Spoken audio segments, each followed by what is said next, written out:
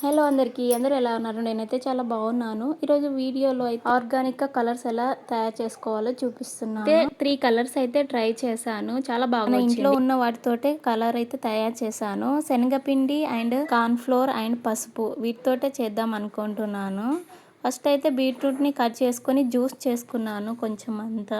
అయితే శనగపిండి అండ్ పసుపుతో అయితే ఒక కలర్ తయారు చేస్తున్నాను. యెల్లో కలర్ అయితే వస్తుంది. నేను తీసుకున్న క్వాంటిటీ కూడా చాలా తక్కువనే తీసుకున్నాను. శనగపిండిలో మీకు ఎంత కలర్ అయితే కావాలి అనుకుంటున్నారో అంత పసుపు అయితే వేసుకోవచ్చు. చాలా కొంచెం ఎక్కువనే కావాలి అనుకున్నాను. పసుపు కొంచెం డార్క్‌గా కనిపిస్తుంది కదా అని. సో, ఇలా రఫ్ చేసుకొని ఇంకా కావాలంటే కొంచెం వాటర్ కూడా పోసుకోవచ్చు. కొంచెం వాటర్ పోసుకుంటే కొంచెం థిక్‌గా వస్తుందని నేను కొంచెం వాటర్ కూడా పోసుకున్నాను. ఇంకొంచెం కావాలి అనుకున్నాను. ఇంకా పసుపు కూడా వేసుకొని ఇలా అయితే ట్రై చేశాను. చాలా బాగా వచ్చింది. చూసారు కదా!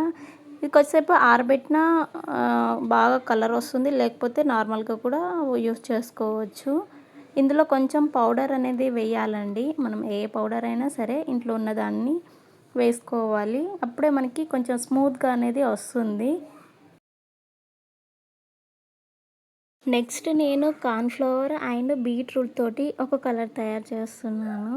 కొంచెం కార్న్ ఫ్లోర్ తీసుకొని అందులో బీట్రూట్ రసం వేసాక ఇలా అయితే రఫ్ చేయాలి. చాలా బాగా వచ్చింది. ఇంకొంచెం పిండి వేసుకొని ఇంకొంచెం పొడి పొడిగా వచ్చేలాగా అయితే చేశాను. చాలా అంటే చాలా థిక్‌గా అయితే వచ్చింది. ఎక్స్ట్రా క్వాంటిటీ కావాలంటే కూడా చేసుకోవచ్చు. ఇంకొంచెం వాటర్ వేసి చూసారు కదా! రోస్ లాగానే ఉంది సేమ్. యాక్చువల్‌గా నేను రోస్ తోటి కూడా ఇంకొకటి ట్రై చేద్దాం అనుకున్నాను. బట్ ఇలా అయితే చేసేసాను. సేమ్ ఇలా రఫ్ చేశాక కొంచెం పౌడర్ అనేది వేసుకోవాలి. నెక్స్ట్ నేను కొంచెం కార్న్ ఫ్లోర్ తీసుకొని అందులో కొంచెం పసుపు అండ్ బీట్రూట్ జ్యూస్ ఉంది కదా! అది కూడా కొంచెం పోసి కొంచెం డిఫరెంట్‌గా కలర్ వస్తుంది అనుకున్నాను. కొంచెం లైట్ యెల్లోయిష్ అండ్ పింక్‌లో వచ్చింది. వీడియోలో చూడండి. ఇలా అయితే తయారు చేశాను. మీరు గ్రీన్ కలర్ కూడా చేసుకోవచ్చు. పాలకూర అలా వేసి కూడా కొంచెం టైం లేకుండే. సో, నేనైతే ఇలా చేసేసాను.